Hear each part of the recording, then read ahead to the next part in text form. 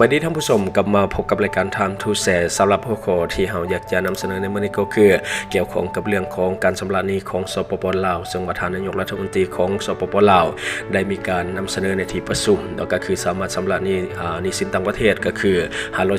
533.58 ล้านดอลลาร์สหรัฐในระยะ5เดือนต้นปี 2025ในกองประชุมสมัยสามัญเทื่อที่9ของสภาแห่งชาติสุดที่9ครั้งวันที่9มิถุนายนปี 2025โดยการเข้าร่วมของทานทองรุนศรีสุฤทธิ์เลขาธิการใหญ่ประธานประเทศโด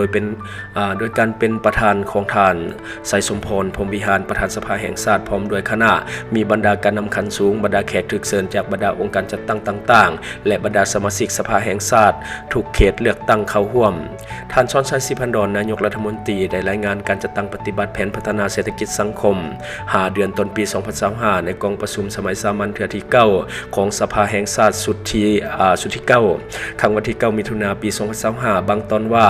การแก้ไขหนี้สินภายในและต่างประเทศแม้ได้สืบต่อแก้ไขหนี้สินภายในและต่างประเทศให้สำเร็จตามสัญญาโดยรับประกันบ่ให้ประเทศเฮาตกเป็นประเทศที่บ่สามารถชำระหนี้สินได้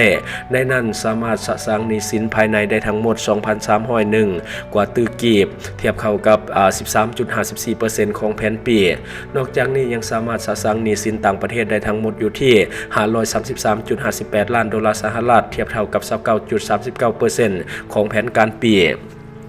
อันนี้ก็ขึ้นในโดยรวมเรื่องของการชำระหนี้ของสปป.ลาวใน5เดือนต้นปี 2025ที่ท่านนายกรัฐมนตรีก็คือท่านชอนชัย ศรีพันดรได้นำเสนอในที่ประชุมสภาสุดที่9นอกจากว่าเกิดขึ้นในมือที่ผ่านมานั่นเองเนาะเชื่อว่าหลายท่านน่าจะได้เห็นเรื่องของบรรยากาศของการประชุมที่สภาแห่งชาติของลาวเนาะและนอกจากนั้นก็ยังมีสิ่งที่น่าสนใจอื่นๆที่สสหลายท่านได้เสนอในที่ประชุมหนึ่งในนั้นก็คือเรื่องของสสท่านหนึ่งเนาะที่ว่าได้มีการเสนอให้มีการพิจารณาให้รัฐบาลในพิจารณายุติการอนุมัติโครงการขุดค้นแร่ธาตุต่างๆและแก้ไขค่าของชีพที่มันสูงขึ้นในปัจจุบันในวาระของการดำเนินกองประชุมสมัยสามัญเทื่อที่9ของสภาแห่งชาติสุดที่9ในวันที่9มิถุนายนปี 2025นี้บรรดาสมาชิกสภาแห่งชาติหรือว่าสสสประจำเขตเลือกตั้งต่างๆได้ซุ้มใส่ประกอบส่วนคำคิดเห็นใส่บทรายงานของรัฐบาลเกี่ยวกับการจัดตั้งปฏิบัติแผนพัฒนาเศรษฐกิจสังคมแห่งชาติแผนงบประมาณแห่งรัฐและก็แผนเงินตราระยะ6เดือนต้นปี 2025และทิศทางแผนการจุดซุ้ม6เดือนท้ายปีติดพันกับการจัดตั้งปฏิบัติ2วาระแห่งชาติและการแก้ไขปัญหาเข่งห้อนทางด้านเศรษฐกิจที่เสนอโดยท่านชอนชัย ศรีพันดรนายกรัฐมนตรีท่านไม้ฟองไม้สายสสเขตเลือกตั้งที่12แขวงคำม่วนได้แสดงความสมเสยต่อกับรัฐบาลที่มีความพยายามและก็ญาติได้ผลงานในหลายด้านในการพัฒนาเศรษฐกิจสังคมใน6เดือนต้นปี 2025เหตุให้เศรษฐกิจของประเทศมีท่าก้าวขยายตัวด้วยท่วงท่าที่น่าพึงพอใจโดยอัตราการเติบโตทางด้านเศรษฐกิจในไตรมาสที่1ของปี 2025ในระดับ 4.5%ถึงยังได้ก็ตามการเติบโตทางด้านเศรษฐกิจในระดับ 4.5% นี้โดยเฉพาะแม่นรายรับของรัฐบาลส่วนใหญ่แม่นยังอาศัยรายได้จากการขุดค้นแร่ธาตุธรรมชาติส่งออกขายเป็นวัตถุดิบส่วนรายรับหรือว่าการเติบโตทางด้านเศรษฐกิจจากการผลิตภายในแม่นยังมีน้อยหลายฉะนั้นเสนอให้รัฐบาลลองประเมินคืนเบิ่งว่าถ้าเฮาบ่คิดไล่และรับจากการขุดค้นแร่ธาตุส่งออกขายต่างประเทศนั้นอัตราการเติบโตทางด้านเศรษฐกิจที่เกิดจากการผลิตภายในจะเป็นจากเปอร์เซ็นต์แท้การพัฒนาเศรษฐกิจที่อาศัยแหล่งรายรับจากการส่งแร่ธาตุไปขายยังต่างประเทศนี่มันคงกันข้ามกับแนวทางของนโยบายหรือว่าคำขวัญของภาครัฐที่วางไว้การพัฒนาเศรษฐกิจสังคมต้องเป็นไปตามทิศยืนยงและก็สีเขียวเนื่องจากว่าการขุดค้นแร่ธาตุธรรมชาติส่งออกขายนั่นมันหมดแล้วก็จะหมดไปเลยจึงบ่สามารถที่จะเป็นลักษณะยืนยงได้เสนอให้รัฐบาลพิจารณายุติการอนุมัติโครงการขุดค้นแร่ธาตุต่างๆรวมทั้งแร่ธาตุที่มีการหายากที่กำลังดำเนินไปในขณะนี้แต่ถ้าอยากสืบต่อขุดค้นก็เสนอให้ตั้งโรงงานเพื่อนำเอาแร่ธาตุต่างๆนั้นมาผลิตเป็นสินค้าส่งออกเพื่อเพิ่มมูลค่าให้กับทรัพยากรธรรมชาติถูกนำใช้อย่างคุ้มค่าและก็มีความยืนยงพร้อมทั้งสร้างรายรับให้ประเทศชาติหลายขึ้นกว่าเก่า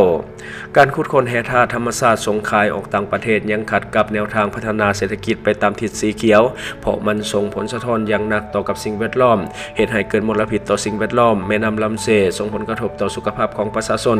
สัตว์เลี้ยงตายประชาชนจมว่าเนื่องจากว่ากระทบกับเนื้อที่ทำมาหากินของประชาชนเหตุให้ถนนหนทางถูกทำลายโดยบ่มีการปรับแปลงส่งผลสะท้อนถึงการคมนาคมขนส่งไ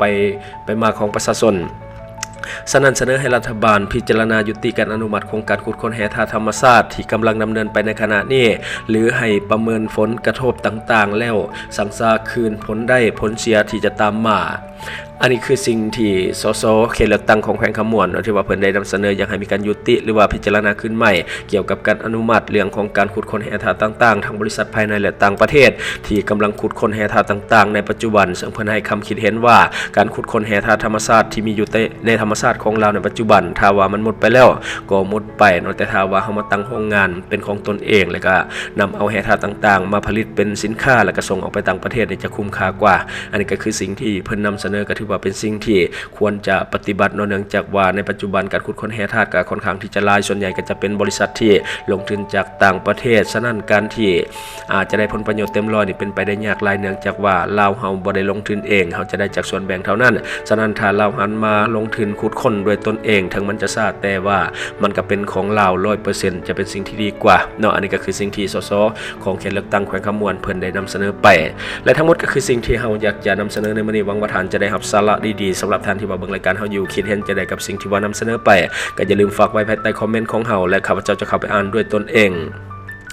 และก็ขอฝากสำหรับท่านใดที่ว่ามีพฤติกรรมเสี่ยงในการใช้ชีวิตโดยเฉพาะท่านที่มีความเสี่ยงที่จะเป็นโรคตับบ่ว่าจะเรื่องของการกินดิบกินแดงและก้อยซอยจุเลือดแป้ง